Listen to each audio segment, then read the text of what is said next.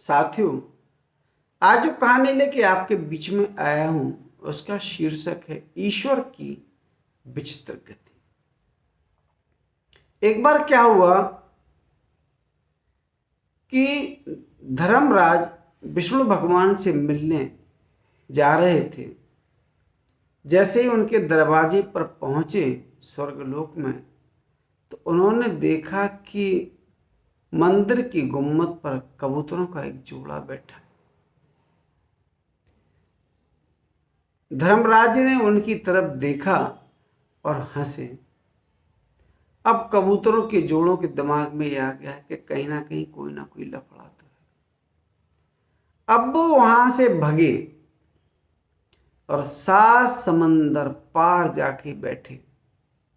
धर्मराज जब तक विष्णु भगवान के पास बैठे, 10 मिनट बाद जब बाहर आए तो उन्होंने देखा कबूतरों का जोड़ा वहां से गायब।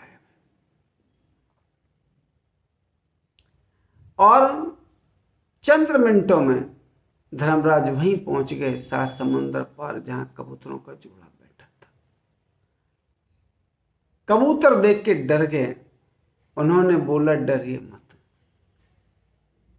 जब मैं हंसा था तब आप लोगों ने सोचा था कोई ना कोई गड़बड़ तो है।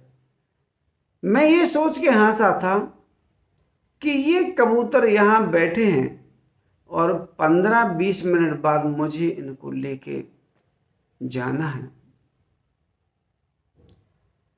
इसलिए मैं हंसा था कि ये यहाँ बैठे हैं, अभी तो मुझे कुछ समय विष्णु भगवान के पास भी लगेगा। मैं कैसे तुम तक पहुंच पाऊंगा, क्योंकि तुम्हारी मृत्यु 7 समंदर पार ही लिखी थी। देखिए विधाता की गति कि मेरे हंसने से तुम अपने आप 7 समंदर पार चले आए और तुमने मेरे काम को बड़ा सुगम कर दिया।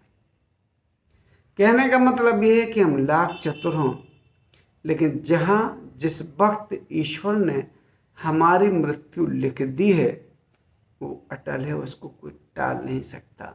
आप 7 समंदर पार नहीं, अगर और भी समंदर होते उनके पार भी चले जाते तो भी एक निश्चित समय बाद हमारी गिरफ्त में ही हो। चलिए, ये कहानी हमें सिखाती है कि जरूरत से ज्यादा चतुराई हमें नहीं करना चाहिए, खास तौर से उनके साथ जिनके आप ऋणी हों, जैसे माता पिता, गुरु। खास तौर से उनके साथ जिनका आपके ऊपर कर्जा हो, उनके साथ नहीं है तो आप सही बोलिए, कुछ समय की माफी मिल जाएगी। चतुराई किसी को पसंद नहीं है, क्योंकि चतुराई आत्मा को पसंद नहीं है। यह मुंह तो झूठ बोल सकता है, आत्मा हमेशा सही सलाह देती है। इस कहानी से बस हमें यही शिक्षा मिलती है कि जब हर चीज का समय निश्चित है तो हमारी चतुराई करने का क्या फायदा हुआ। अगर कहानी अच्छी लगी हो तो आप इसको 4 लोगों तक पहुंचाएं। मैं कहानी बना करके अपने जिंदा होने का सबूत आप तक भेजता हूं।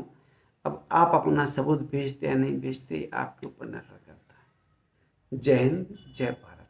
बस हमें ध्यान ही रखना है, जरूरत से ज्यादा चालाकी आदमी को परेशान कर देती है, और उसकी अगर सदगति भी होना हो तो चालाकी उस सदगति को दुर्गति में बदलवा सकती है। जय हिंद।